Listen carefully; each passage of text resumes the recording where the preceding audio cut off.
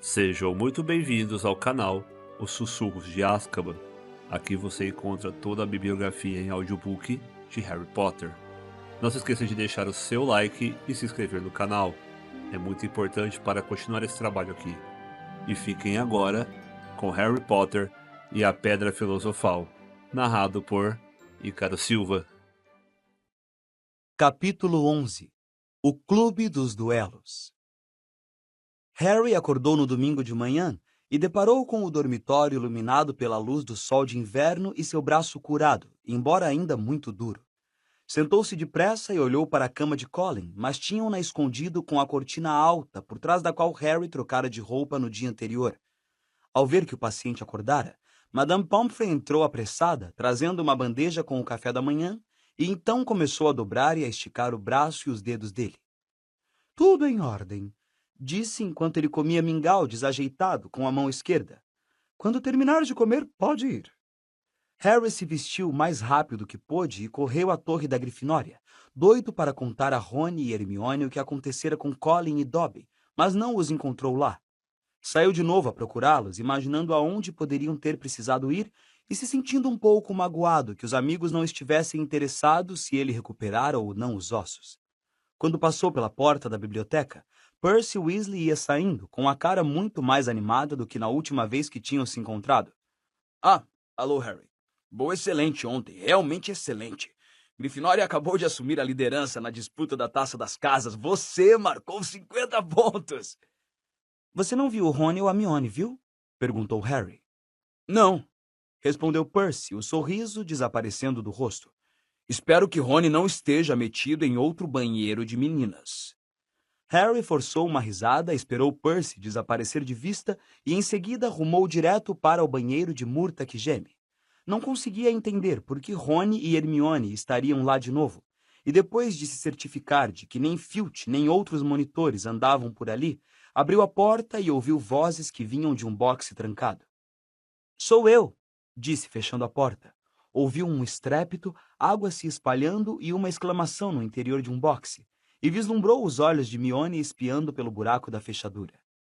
Harry, você nos deu um baita susto, entre! Como está o seu braço? Ótimo, respondeu Harry, espremendo-se dentro do boxe. Havia um velho caldeirão encarapitado em cima do vaso e uma série de estalos informaram a Harry que os amigos tinham acendido um fogo embaixo. Conjurar fogos portáteis à prova de água era uma especialidade de Hermione. Pretendíamos ir ao seu encontro, mas decidimos começar a poção polissuco, explicou Rony enquanto Harry, com dificuldade, tornava a trancar o boxe. Decidimos que este era o lugar mais seguro para escondê-la. Harry começou a contar aos dois o que acontecera com Colin, mas Hermione o interrompeu. Já sabemos. Ouvimos a professora McGonagall contar ao professor Flitwick hoje de manhã. Foi por isso que decidimos começar. Quanto mais cedo a gente obtiver uma confissão de Draco, melhor, rosnou Rony. Sabem o que é que eu penso? Ele estava tão furioso depois do jogo de quadribol que descontou no Colin. Mas há outra coisa, disse Harry, observando Hermione picar feixes de sanguinárias e jogá-los na poção. Dobby veio me visitar no meio da noite. Rony e Hermione ergueram a cabeça, espantados. Harry contou tudo o que Dobby dissera, ou deixara de contar a ele. Os dois escutaram boquiabertos. A Câmara Secreta já foi aberta antes, exclamou Hermione. Isso esclarece tudo, disse Rony em tom triunfante. Lúcio Malfoy deve ter aberto a Câmara quando esteve aqui na escola e agora ensinou ao nosso querido Draco como fazer o mesmo. É óbvio. Mas eu bem gostaria que Dobby tivesse lhe dito que tipo de monstro tem lá dentro. Quero saber como é que ninguém reparou nele rondando a escola. Talvez ele consiga ficar invisível, disse Hermione, empurrando as sanguessugas para o fundo do caldeirão. Ou talvez possa se disfarçar, fingir que é uma armadura ou uma coisa qualquer. Já li a respeito de vampiros camaleões. Você lê demais, Hermione, disse Rony, despejando os hemeróbios mortos por cima das sanguessugas. Amassou o saco vazio e olhou para Harry. Então o Dobby impediu a gente de pegar o trem e quebrou o seu braço. Ele abanou a cabeça. Sabe de uma coisa, Harry? Se ele não parar de tentar salvar a sua vida, vai acabar matando você. A notícia de que Colin Creevy fora atacado e agora se achava deitado como morto na ala hospitalar espalhou-se pela escola inteira até a manhã de domingo. A atmosfera carregou-se de boatos e suspeitas. Os alunos do primeiro ano agora andavam pelo castelo em grupos unidos, como se tivessem medo de ser atacados caso se aventurassem a andar sozinhos. Gina Weasley, que se sentava ao lado de Colin Creevey na aula de feitiços, parecia atormentada, mas Harry achou que era porque Fred e George estavam tentando animá-la do jeito errado. Revezavam-se para assaltá-la pelas costas, cheios de pelos e pústulas. Só pararam quando Percy, apoplético, ameaçou escrever a Sra. Weasley e contar que Gina estava tendo pesadelos. Nesse meio tempo, escondido dos professores, assolava a escola um próspero comércio de talismãs, amuletos e outras mandingas protetoras. Neville Longbottom já comprara um cebolão verde e mal cheiroso, um cristal pontiagudo e púrpura e um rabo podre de lagarto, quando os outros alunos da Grifinória lhe lembraram que ele não corria perigo. Era puro sangue e, portanto, uma vítima pouco provável. Eles foram atrás de Filch primeiro, disse Neville, seu rosto redondo cheio de medo. e todo mundo sabe que sou quase uma aberração. Na segunda semana de dezembro, a professora McGonagall veio, como sempre fazia, anotar os nomes dos alunos que continuariam na escola durante as festas de Natal. Harry, Rony e Hermione assinaram a lista. Ouviram dizer que Draco ia ficar também, o que acharam muito suspeito. As festas seriam um momento perfeito para usar a poção polissuco e tentar extrair do garoto uma confissão. Infelizmente, a poção ainda estava na metade. Precisavam do chifre de bicórnio e da pele de araramboia, e o único lugar onde poderiam obtê-los era no estoque particular de Snape. Pessoalmente, Harry achava que era preferível encarar o monstro lendário da Sonserina a deixar Snape apanhá-lo assaltando sua sala. O que precisamos? Disse Hermione, eficiente, quando se aproximava a aula dupla de poções na quinta-feira à tarde. É de uma distração. Então um de nós pode entrar escondido na sala de Snape e tirar o que for preciso. Harry e Rony olharam para ela nervosos. Acho que é melhor eu fazer o roubo, propriamente dito. Continuou Hermione, num tom trivial. Vocês dois vão ser expulsos caso se metam em mais uma encrenca, mas eu tenho a ficha limpa. Então só o que tenho a fazer é causar bastante confusão para distrair Snape por uns 5 minutos. Harry deu um leve sorriso. Provocar confusão na aula de poções de Snape era quase tão seguro quanto espetar o olho de um dragão adormecido. A aula de poções era dada em uma das masmorras maiores. A de quinta-feira à tarde transcorreu como sempre. 20 caldeirões fumegavam entre as carteiras de madeira, sobre as quais havia balanças e frascos de ingredientes. Snape andava por entre os vapores, fazendo comentários mordazes sobre o trabalho dos alunos da Grifinória, enquanto os da Sonserina davam risadinhas de aprovação. Draco Malfoy, que era o aluno favorito de Snape, não parava de mostrar olhos de peixe-baiacu para Rony e Harry, que sabiam que se revidassem receberiam uma detenção mais rápido do que conseguiriam dizer injustiça. A solução para fazer inchar que Harry preparou ficou muito rala, mas ele tinha coisas mais importantes em que pensar. Estava à espera do sinal de Hermione e mal ouviu quando Snape parou para caçoar do ponto de sua poção. Quando Snape deu as costas para implicar com Neville, Hermione olhou para Harry e fez um aceno com a cabeça. Harry se abaixou depressa por trás do próprio caldeirão, tirou do bolso um dos fogos filibusteiro de Fred e deu-lhe um leve toque com a varinha. O fogo começou a borbulhar e a queimar. Sabendo que só dispunha de segundos, Harry se levantou, mirou e atirou o fogo no ar. Ele caiu dentro do caldeirão de Goyle. A poção de Goyle explodiu, chovendo sobre a classe inteira. Os alunos gritaram quando os borrifos da solução para fazer inchar caíram neles. Draco ficou com a cara coberta de poção e seu nariz começou a inchar como um balão. Goyle saiu esbarrando nas coisas, as mãos cobrindo os olhos, que tinham inchado até atingir o tamanho de um prato. Snape tentava restaurar a calma e descobrir o que estava acontecendo. Na confusão, Harry viu Hermione entrar discretamente na sala do professor. Silêncio! Silêncio! Rugiu Snape. Os que receberam borrifos venham aqui tomar uma poção para fazer desinchar. Quando eu descobrir quem foi o autor disso... Harry procurou não rir ao ver Draco correr para a frente da sala, a cabeça pendurada por causa do peso de um nariz do tamanho de um melão. Enquanto metade da classe se arrastava até a mesa de Snape, alguns sobrecarregados com braços grossos como bastões, outros com lábios tão inchados que não conseguiam falar, Harry viu Hermione tornar a entrar sorrateiramente na masmorra, com a frente das vestes estufada. Depois que todos tomaram uma dose do antídoto e seus inchaços murcharam, Snape foi até o caldeirão de Goyle e pescou os restos retorcidos e negros do fogo de artifício. Fez-se um silêncio repentino. Se eu um dia descobrir quem jogou isso, Sussurrou Snape, vou garantir que esse aluno seja expulso. Harry tomou o cuidado de fazer cara de espanto. Snape olhava diretamente para ele, e a sineta que tocou 10 minutos depois não poderia ter sido mais bem-vinda. Ele sabia que fui eu, disse Harry a Rony e a Hermione enquanto corriam para o banheiro da murta que geme. Eu senti. Hermione jogou os novos ingredientes no caldeirão e começou a misturá-los febrilmente. Vai ficar pronto daqui a 2 semanas, anunciou alegremente. Snape não pode provar que foi você, Disse Rony, tranquilizando Harry. O que é que ele pode fazer? Conhecendo Snape, uma maldade, disse Harry enquanto a poção espumava e borbulhava.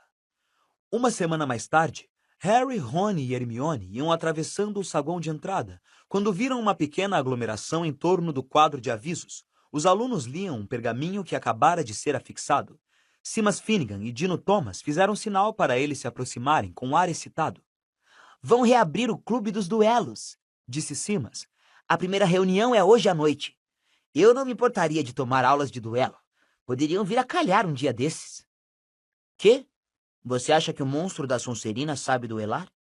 Perguntou Rony, mas também leu o aviso com interesse. Poderia vir a calhar. Disse ele a Harry e Hermione quando entraram para jantar. Vamos? Harry e Hermione foram a favor do clube. Assim, às 8 horas daquela noite, os 3 voltaram correndo para o salão principal. As longas mesas de jantar tinham desaparecido e surgira um palco dourado encostado a uma parede, cuja iluminação era produzida por milhares de velas que flutuavam no alto.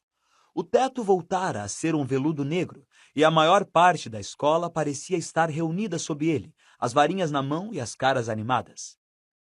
Quem será que vai ser o professor? Disse Hermione enquanto se reuniam aos alunos que tagarelavam sem parar. Alguém me disse que Flitwick foi campeão de duelos quando era moço. Talvez seja ele. Desde que não seja, Harry começou, mas terminou com um gemido. Gilderoy Lockhart vinha entrando no palco, resplandecente em suas vestes ameixa escuras, acompanhado por ninguém mais do que Snape, em sua roupa preta habitual. Lockhart acenou um braço pedindo silêncio e disse em voz alta: Aproximem-se, aproximem-se. Todos estão me vendo? Todos estão me ouvindo? Excelente! O professor Dumbledore me deu permissão para começar um pequeno clube de duelos, para treiná-los, caso um dia precisem se defender, como eu próprio já precisei fazer em inúmeras ocasiões. Quem quiser conhecer os detalhes, leia os livros que publiquei. Deixem-me apresentar a vocês o meu assistente, professor Snape, disse Lockhart, dando um largo sorriso. Ele me conta que sabe alguma coisa de duelos e desportivamente concordou em me ajudar a fazer uma breve demonstração antes de começarmos. Agora, não quero que nenhum de vocês se preocupe. Continuarão a ter o seu professor de poções mesmo depois de eu o derrotar. Não precisam ter medo. Não seria bom se os dois acabassem um com o outro? Cochichou Rony ao ouvido de Harry. O lábio superior de Snape crispou-se. Harry ficou imaginando por que Lockhart continuava a sorrir. Se Snape estivesse olhando para ele daquele jeito, Harry já estaria correndo o mais depressa que pudesse na direção oposta. Lockhart e Snape se viraram um para o outro e se cumprimentaram com uma reverência. Pelo menos Lockhart cumprimentou com muitos meneios, enquanto Snape curvou a cabeça irritado. Em seguida, os dois ergueram as varinhas como se empunhassem espadas. Como vocês veem, estamos segurando nossas varinhas na posição de combate normalmente adotada, disse Lockhart aos alunos em silêncio. Quando contarmos 3, lançaremos os primeiros feitiços. Nenhum de nós está pretendendo matar, é claro. Eu não teria certeza disso, murmurou Harry, observando Snape arreganhar os dentes. 1, 2, 3...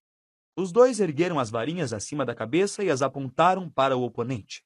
Snape exclamou: Expelliarmus! Viram um lampejo vermelho ofuscante e Lockhart foi lançado para o alto. Voou para os fundos do palco, colidiu com a parede, foi escorregando e acabou estatelado no chão. Draco e outros alunos da Sonserina deram vivas. Hermione dançava nas pontas dos dedos para ver melhor. Vocês acham que ele está bem? Guinchou, tampando a boca com a mão. Quem se importa? Responderam Harry e Rony juntos. Lockhart foi se levantando tonto. Seu chapéu caíra e os cabelos ondulados estavam em pé. Muito bem, Disse, cambaleando de volta ao palco. Isto foi um feitiço de desarmamento. Como viram, perdi minha varinha. Ah, muito obrigado, senhorita Brown. Sim, foi uma excelente demonstração, professor Snape, mas se não se importa que eu diga, ficou muito óbvio o que o senhor ia fazer. Se eu tivesse querido detê-lo, teria sido muito fácil, mas achei mais instrutivo deixá-los ver. Snape tinha uma expressão assassina no rosto. Lockhart possivelmente notou, porque acrescentou: Chega de demonstrações. Vou me reunir a vocês agora e separá-los aos pares. Professor Snape, se o senhor quiser me ajudar. Os dois caminharam entre os alunos, formando os pares. Lockhart juntou Neville com Justino Finch-Flathley, mas Snape chegou até Harry e Rony primeiro. Acho que está na hora de separar a equipe dos sonhos, Caçoou. Weasley, você luta com Finnegan. Potter...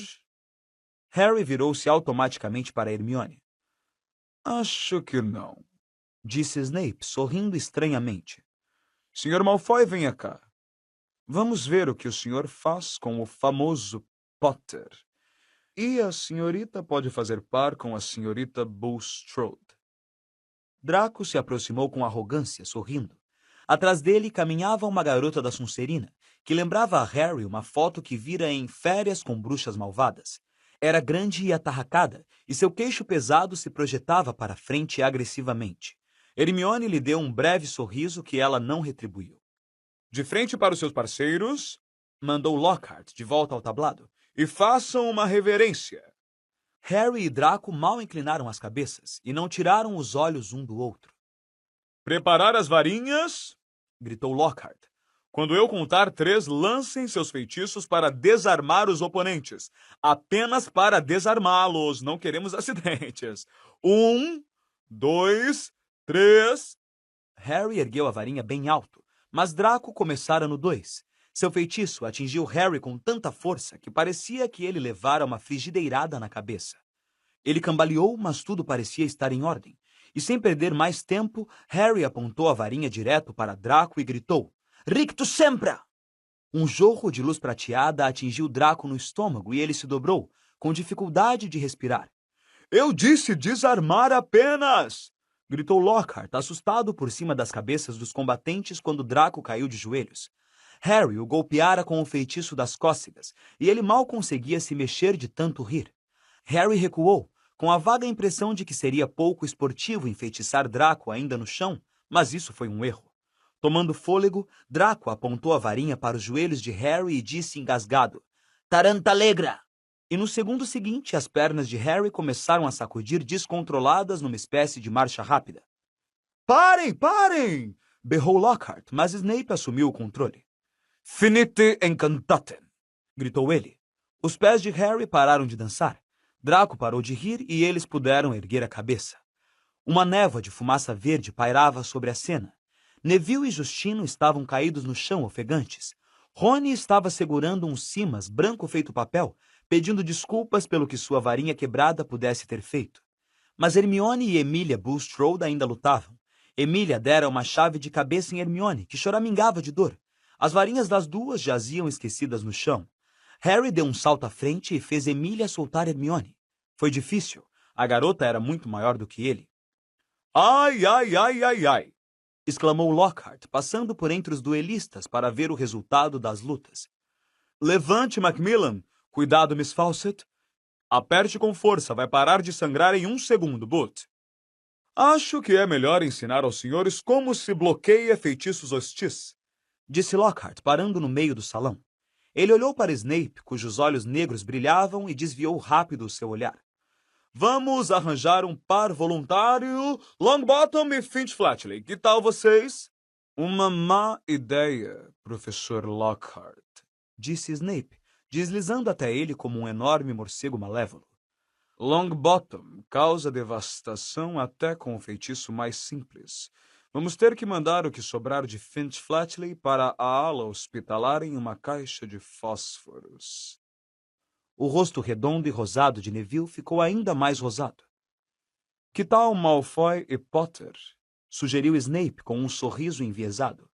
Ótima ideia! Disse Lockhart, fazendo um gesto para Harry e Draco irem para o meio do salão, enquanto os demais alunos se afastavam para lhes dar espaço. Agora, Harry, disse Lockhart, quando Draco apontar a varinha para você, você faz isto. Ele ergueu a própria varinha, tentou um complicado floreio e deixou-a cair. Snape abriu um sorriso quando Lockhart a apanhou depressa, dizendo: Epa, minha varinha está um tanto excitada demais. Snape aproximou-se de Draco, curvou-se e sussurrou alguma coisa em seu ouvido. O garoto riu também. Harry ergueu os olhos nervoso para Lockhart e disse: Professor, podia me mostrar outra vez como se bloqueia? Apavorado? Murmurou Draco, falando baixo para Lockhart não poder ouvi-lo. Querias, respondeu Harry pelo canto da boca. Lockhart deu uma palmada bem-humorada no ombro de Harry. Faça exatamente como fiz, Harry. O quê? Deixar cair a varinha? Mas Lockhart não estava mais escutando. 3, 2, 1, agora! Gritou ele. Draco ergueu a varinha depressa e berrou: Serpensortia! A ponta de sua varinha explodiu. Harry observou perplexo uma comprida cobra preta se materializar, cair pesadamente no chão entre os dois e se erguer, pronta para atacar. Os alunos gritaram recuando rapidamente, abrindo espaço. Não se mexa, Potter, Disse Snape tranquilamente, sentindo visível prazer de ver Harry parado imóvel, cara a cara com a cobra irritada. Vou dar um fim nela. Permita-me! Gritou Lockhart, e brandiu a varinha para a cobra, ao que se ouviu um grande baque. A cobra, em lugar de desaparecer, voou 3 metros no ar e tornou a cair no chão com um estrondo. Enraivecida, sibilando furiosamente, ela deslizou direto para Justino Finch Fletchley e se levantou de novo, as presas expostas, armada para o bote. Harry não teve certeza do que o fez agir assim. Nem ao menos teve consciência de decidir fazer o que fez. A única coisa que soube foi que suas pernas o impeliram para a frente como se ele estivesse sobre rodinhas e que gritou tolamente para a cobra: "Deixe-o em paz!" E milagrosamente, inexplicavelmente, a cobra desabou no chão, dócil como uma mangueira grossa e preta de jardim, seus olhos agora em Harry. Ele sentiu o medo dissolver-se. Sabia que a cobra não atacaria ninguém agora, embora não pudesse explicar como o sabia. Harry olhou para Justino sorrindo, esperando o colega parecer aliviado, intrigado ou até grato, mas certamente não zangado nem apavorado. De que é que você acha que está brincando? Gritou, e antes que Harry pudesse responder alguma coisa, Justino virou-lhe as costas e saiu do salão enfurecido. Snape se adiantou, acenou a varinha e a cobra desapareceu com uma pequena baforada de fumaça preta. Snape também olhou Harry de modo inesperado. Era um olhar astuto e calculista e Harry não gostou. Teve também uma vaga consciência dos cochichos sinistros que percorriam o salão. Então sentiu alguém puxá-lo pelas vestes. Vamos, Disse a voz de Rony ao seu ouvido. mexa-se, vamos. Rony guiou-o para fora do salão. Hermione corria para acompanhá-los. Quando atravessaram o portal, as pessoas de cada lado recuaram como se tivessem medo de apanhar uma doença. Harry não tinha a menor ideia do que estava acontecendo, e nem Rony nem Hermione explicaram nada até terem arrastado o amigo até a sala comunal da Grifinória, naquele momento vazia. Então Rony empurrou Harry para uma poltrona e disse: Você é um ofidioglota. Por que não nos contou? Eu sou o quê? Perguntou Harry. Um ofidioglota. Disse Rony. Você é capaz de falar com as cobras. Eu sei. Quero dizer, é a segunda vez que faço isso. Uma vez no zoológico assolei por acaso uma jiboia contra meu primo Duda. Uma longa história. Ela estava me contando que nunca tinha estado no Brasil e eu meio que a soltei sem querer. Isso foi antes de saber que era bruxo. Uma jiboia contou a você que nunca tinha ido ao Brasil? Repetiu Rony baixinho. E daí? Aposto que um monte de gente aqui pode fazer isso. Ah, não. De jeito nenhum. Isto não é um dom muito comum, Harry. Isto não é legal. O que não é legal? Disse Harry, começando a ficar com muita raiva. Qual é o problema com todo mundo? Escuta aqui, se eu não tivesse dito àquela cobra para não atacar Justino... Ah, então foi isso que você disse? O que quer dizer com isso? Vocês estavam lá, vocês me ouviram. Ouvi você falar esquisito. Disse Rony. Língua de cobra. Você podia ter dito qualquer coisa. Não admira que o Justino tenha entrado em pânico. Parecia que você estava convencendo a cobra a fazer alguma coisa. Deu arrepio, sabe? Harry ficou de boca aberta. Eu falei uma língua diferente? Mas eu não percebi. Como posso falar uma língua sem saber que posso falá-la? Rony sacudiu a cabeça. Tanto ele quanto Hermione faziam cara de enterro. Harry não conseguia entender o que havia de tão horrível. Querem me dizer o que há de errado em impedir uma enorme cobra de arrancar a cabeça do Justino? Que diferença faz como foi que eu fiz isso, desde que o Justino não precise se associar ao clube dos caçadores sem cabeça? Faz diferença, sim, disse Hermione, falando afinal num tom abafado. Porque a capacidade de falar com cobras foi o dom que tornou Salazar Slytherin famoso. É por isso que o símbolo da Sonserina é uma serpente. O queixo de Harry caiu. Exatamente, confirmou Rony. E agora a escola inteira vai pensar que você é o tetraneto ou coisa parecida. Mas eu não sou, disse Harry, sentindo um pânico que não conseguia explicar.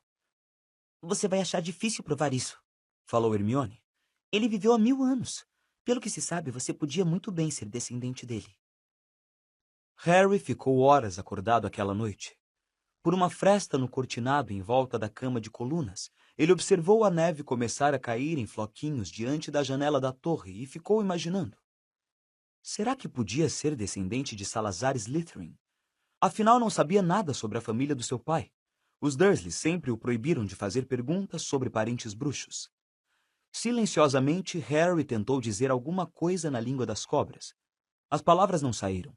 Parecia que tinha de estar cara a cara com uma cobra para isso. Mas eu estou na Grifinória, pensou Harry. O chapéu seletor não teria me posto aqui se eu tivesse sangue de Slytherin. Ah, disse uma vozinha perversa em seu cérebro. Mas o chapéu seletor queria por você na Sonserina, não se lembra? Harry se virou na cama. Encontraria Justino no dia seguinte na aula de herbologia e explicaria que detivera a cobra e não a instigara, o que, pensou com raiva, socando o travesseiro, qualquer idiota teria percebido. Mas na manhã seguinte, a neve que começara a cair de noite se transformara numa nevasca tão densa que a última aula de herbologia do período letivo foi cancelada. A professora Sprout queria pôr meias e echarpes nas mandrágoras, uma operação melindrosa que ela não confiaria a mais ninguém, agora que era tão importante as mandrágoras crescerem depressa para ressuscitar Madame Norra e Colin Creevey. Harry preocupava-se com isso sentado junto à lareira na sala comunal da Grifinória, enquanto Rony e Hermione aproveitavam o tempo para jogar uma partida de xadrez de bruxo. Pelo amor de Deus, Harry, disse Hermione exasperada, quando um bispo de Rony desmontou um cavalo dela e o arrastou para fora do tabuleiro. Vá procurar Justino, se isso é tão importante para você. Então Harry se levantou e saiu pelo buraco do retrato, imaginando onde Justino poderia estar. O castelo estava mais escuro do que normalmente era durante o dia, por causa da neve grossa e cinzenta que descia rodopiando pelo lado de fora das janelas. Transido de frio, Harry passou por salas onde havia aulas, captando vislumbres do que acontecia lá dentro. A professora McGonagall gritava com alguém que, pelo que parecia, tinha transformado o colega em um texugo. Harry passou adiante, resistindo ao impulso de espiar para dentro. E lembrando que Justino talvez estivesse usando o tempo livre para tirar o atraso em alguma matéria, decidiu verificar primeiro na biblioteca. Vários alunos da Lufa-Lufa que deviam estar na aula de herbologia se achavam de fato sentados no fundo da biblioteca, mas não pareciam estar trabalhando. Entre as longas fileiras de estantes, Harry podia ver que suas cabeças estavam muito juntas e que aparentemente mantinham uma conversa absorvente. Não conseguia ver se Justino estava no grupo. Foi andando em direção a eles e, quando começou a ouvir alguma coisa do que diziam, parou para escutar melhor, escondido na seção da invisibilidade. Então, em todo caso, falava um menino forte, eu disse ao Justino para se esconder no nosso dormitório. Quero dizer, se Potter o escolheu para sua próxima vítima, é melhor ele ficar pouco visível por uns tempos. É claro que o Justino estava esperando uma coisa dessas acontecer desde que deixou escapar para o Potter que vinha de família trouxa. Justino chegou até a contar que os pais tinham feito reserva para ele em Eton. Isto não é o tipo de coisa que se fale assim, com o herdeiro de Slytherin à solta, não é mesmo? Então, decididamente, você acha que é o Potter, Ernie? Perguntou ansiosa uma menina loura de Maria Chiquinhas. Ana! Disse o garoto forte, solenemente. Ele é um ofidioglota. Todo mundo sabe que isso é a marca do bruxo das trevas. Você já ouviu falar de um bruxo decente que soubesse falar com cobras? Chamavam o próprio Slytherin de língua de serpente. Seguiram-se muitos murmúrios depois disso e Ernie continuou. Lembram o que estava escrito na parede? Inimigos do herdeiro, cuidado! Potter teve um problema com Filch. Logo em seguida, a gata de Filch é atacada. Aquele aluno do primeiro ano, o Creevy, estava aborrecendo Potter no jogo de quadribol, tirando fotos dele, estirado na lama. Logo em seguida, Creevy foi atacado. Mas ele sempre pareceu tão gentil, Disse Ana, em dúvida. e foi quem fez você sabe quem desaparecer. Ele não pode ser tão ruim assim, pode? Ernie baixou a voz misterioso. Os alunos da Lufa-Lufa se curvaram mais para frente e Harry se aproximou mais para poder captar as palavras de Ernie.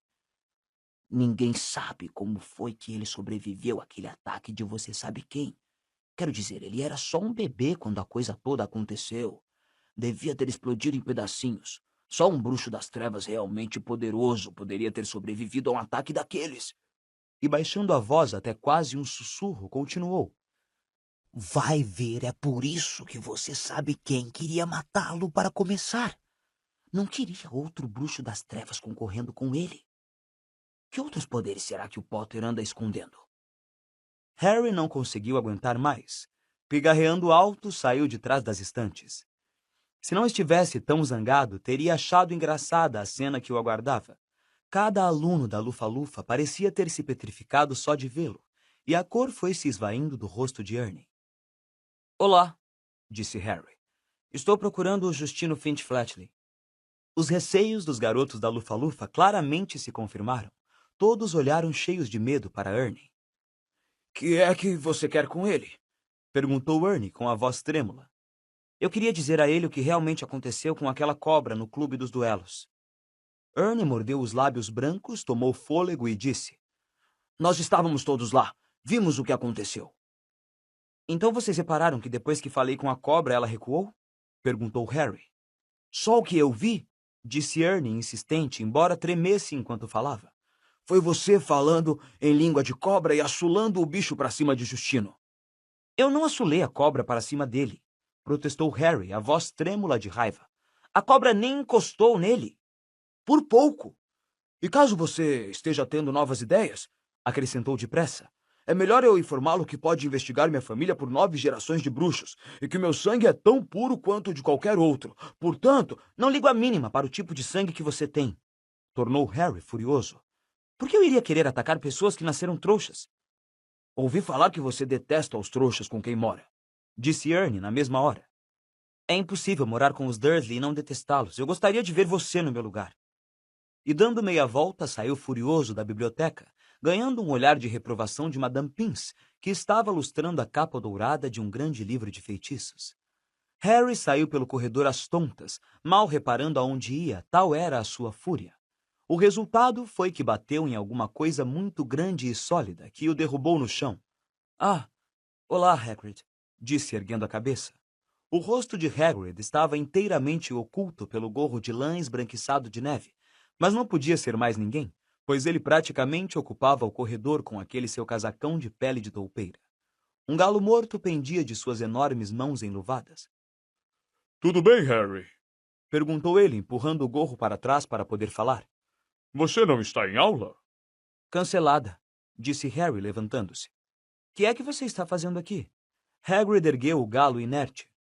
É o segundo que matam neste período letivo, Explicou. Ou é raposa ou bicho-papão, e preciso da permissão do diretor para lançar um feitiço em volta do galinheiro. Por debaixo das sobrancelhas grossas e salpicadas de neve, ele examinou Harry com mais atenção.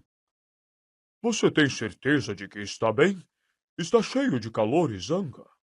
Harry não conseguiu se forçar a repetir o que Ernie e o resto dos garotos da Lufa-Lufa tinham andado dizendo. Não é nada. É melhor eu ir andando, Hagrid. A próxima aula é transfiguração e tenho que apanhar meus livros. Ele se afastou, a cabeça inchada com o que Ernie dissera a seu respeito.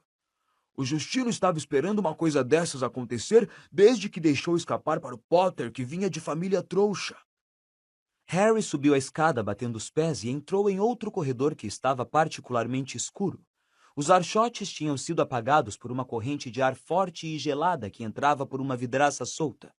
Estava na metade do corredor, quando caiu estendido em cima de uma coisa que havia no chão. Virou-se para ver melhor em cima do que caíra e sentiu o estômago derreter. Justino Finch Fletchley jazia no chão, duro e frio, uma expressão de choque fixa no rosto, os olhos sem visão, voltados para o teto. E não era tudo. Ao lado dele, outro vulto, a visão mais estranha que Harry já encontrara. Era Nick quase sem cabeça, que agora deixara de ser branco, pérola e transparente e se tornara preto e fumegante, e flutuava imóvel na horizontal, a mais de 1,5 metros do chão. Sua cabeça estava quase inteiramente solta e seu rosto tinha uma expressão de choque idêntica à de Justino. Harry ficou em pé, a respiração rápida e superficial, o coração produzindo uma espécie de rufo de tambor em suas costelas. Fora de si, olhou para um lado do corredor deserto e para o outro e viu uma fila de aranhas que se afastava o mais depressa possível dos corpos. Os únicos sons que ouvia eram as vozes abafadas dos professores nas salas de aula de cada lado. Poderia correr e ninguém saberia que estivera ali. Mas não podia simplesmente deixá-los caídos. Tinha que procurar ajuda. Alguém acreditaria que ele não tivera nada a ver com aquilo? Enquanto estava parado, cheio de pânico, uma porta se abriu com uma batida. Pirraça, o poltergeist, saiu em disparada. Ora, é o Potter pirado! Zombou ele, entortando os óculos de Harry ao passar por ele. Que é que o Potter está aprontando? Por que é que o Potter está rondando? Pirraça parou no meio de uma cambalhota no ar. De cabeça para baixo, deparou com o Justino e Nick quase sem cabeça. Desvirou-se na mesma hora, encheu os pulmões de ar e antes que Harry pudesse impedi-lo, gritou: Ataque! Ataque! Mais um ataque! Nem mortal, nem fantasma estão seguros! Salvem suas vidas! Ataque! Bam! Bam! Bam! Porta atrás de porta se escancarou ao longo do corredor, que foi invadido por um mundão de gente. Durante vários minutos, a cena era de tal confusão que Justino correu o risco de ser esmagado, e as pessoas não paravam de passar através de Nick quase sem cabeça. Harry se viu imprensado contra a parede enquanto os professores gritavam pedindo calma. A professora McGonagall veio correndo, seguida por seus alunos em sua cola, um dos quais ainda tinha os cabelos listrados de preto e branco. Ela usou a varinha para produzir um alto estampido e restaurar o silêncio, e mandou todos de volta para as salas de aula. Nem bem o corredor se esvaziara um pouco quando Ernie, o garoto da Lufa-Lufa, chegou ofegante à cena. Apanhado na cena do crime! Berrou Ernie, o rosto lívido, apontando dramaticamente para Harry. Agora já chega, Macmillan, disse a professora rispidamente. Pirraça subia e descia no ar, e agora sorria malvadamente observando a cena. Adorava o caos. Enquanto os professores se curvavam sobre Justino e Nick quase sem cabeça, examinando-os, Pirraça começou a cantar. Ah, Potter podre, veja o que você fez. Matar alunos não é nada cortês. Já chega, Pirraça! Vociferou a professora McGonagall, e Pirraça saiu voando de costas e estirando a língua para Harry. Justino foi levado para a ala hospitalar pelo professor Flitwick e a professora Sinistra, do departamento de astronomia, mas ninguém sabia o que fazer com Nick quase sem cabeça. Por fim, a professora McGonagall conjurou um grande leque de ar e entregou-o a Ernie com instruções para abanar Nick quase sem cabeça até o andar de cima. Ernie obedeceu e abanou Nick como se fosse um aerofólio silencioso. Assim, Harry e a professora ficaram a sós. Por aqui, Potter, falou ela. Professora, disse Harry depressa, eu juro que não. Isto não está mais em minhas mãos, Potter, interrompeu ela secamente. Os dois caminharam em silêncio, viraram em um canto e ela parou diante de uma gárgula de pedra feíssima. Gota de limão, disse. Era evidentemente uma senha, porque a gárgula logo ganhou vida e afastou-se para o lado, ao mesmo tempo que a parede atrás dela se abria em duas. Mesmo temendo o que o aguardava, Harry não pôde deixar de se admirar. Atrás da parede havia uma escada em caracol que subia suavemente, como uma escada rolante. Nem bem ele e a professora McGonagall pisaram nela, Harry ouviu a parede fazer um barulho seco e se fechar às costas dos dois. Subiram em círculos cada vez mais altos, até que, por fim, ligeiramente tonto, Harry viu uma porta de carvalho reluzindo à sua frente, com uma aldrava em forma de grifo. Soube então aonde tinha sido levado. Ali devia ser a sala de Dumbledore.